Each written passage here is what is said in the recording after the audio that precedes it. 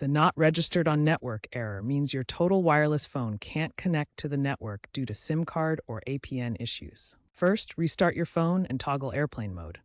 Check your SIM card, power off, remove, inspect for damage, and reinsert securely.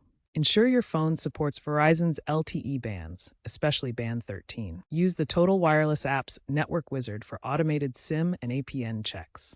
If basic troubleshooting steps like restarting your phone or toggling airplane mode don't resolve the not registered on network error, manually configure your access point name settings. Navigate to Settings, then Network and Internet, Mobile Network, Advanced, and finally, Access Point Names. Create a new access point name profile and enter these exact details for Total Wireless. If the issue continues after configuring APN settings, contact Total Wireless customer support, request a SIM replacement, especially if you updated your Android OS recently, and verify your plan is active.